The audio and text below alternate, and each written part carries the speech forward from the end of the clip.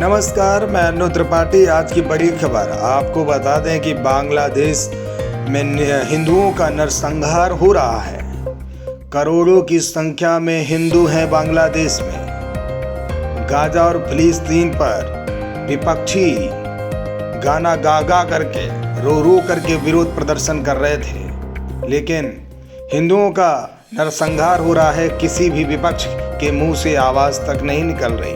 ज़रा सोचिए, हमारे देश में कैसी दोगली राजनीति है कि वोट बैंक पाने के लिए सिर्फ एक समुदाय को अपने साथ रखने के लिए हिंदुओं के साथ जो जुर्म हो रहा है उस पर बोलना नहीं चाहते। इनसे तो अच्छे ये दिल्ली के मुसलमान हैं जिन्होंने बांग्लादेश के खिलाफ धरना प्रदर्शन दिया।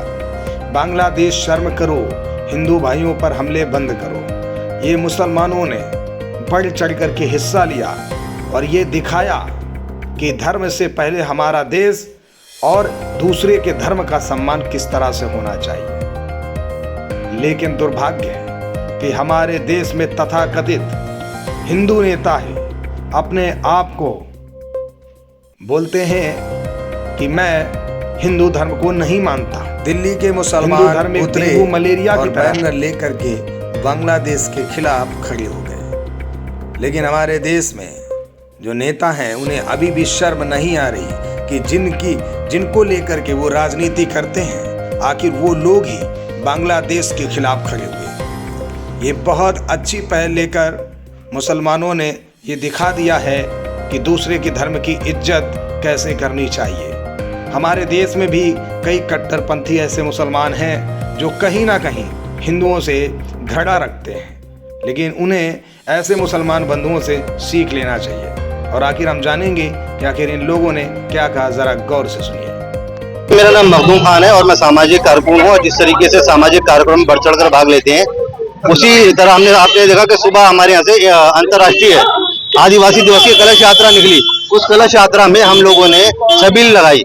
आपने देखा कि पिछली बार जब मुहर्रम के टाइम पर दंगा हुआ था, उस दंगे के बाद 3-4 दिन बाद ही ये आदिवासी कलश यात्रा निकलनी थी। तो हमने क्या करा, उस कलश यात्रा में हमने छबील लगाई। देखिए, आग को आग से नहीं बुझाया जा सकता। आग को बुझाने के लिए पानी, और पानी क्या है, मोहब्बत है, शांति है, सुकून है।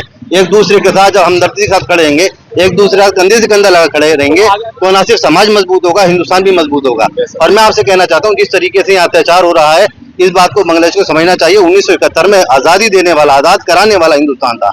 और जिस तरीके से हिंदुस्तान में मेजोरिटी ऑफ जो पीपल है, जो ज्यादातर लोग हैं, वो हमारे हिंदू भाई। अगर हिंदू भाइयों पे कोई, अगर उनके ऊपर खतरा आता है, उनके धार्मिक संस्थानों पे या धार्मिक जगहों पर अगर उनके लिए कोई खतरा आता है, हम कंधे से कंधा लगाकर हम अपने हिंदू भाइयों के साथ खड़े हुए हैं। और एक मैसेज देना चाहते हैं कि किसी भी तरीके से बांग्लादेश के हिंदू भाई अपने को अकेला न समझे। हिंदुस्तान का मुसलमान खड़ा हुआ है, लेकिन कुछ जो चैनल प्रोपेगेंडा फैलाना चाह रहे हैं, जो उल्टी सीधी बातें कर रहे हैं, उन्हें समझना चाहिए कि हिंदुस्तान इससे कमजोर होता है। जो सही बात हो समझाइए, जो सही बात है उसे हमने न्यूज में देना चाहिए। लेकिन कई ऐसी बातें आ रही हैं जो नहीं होनी चाहिए।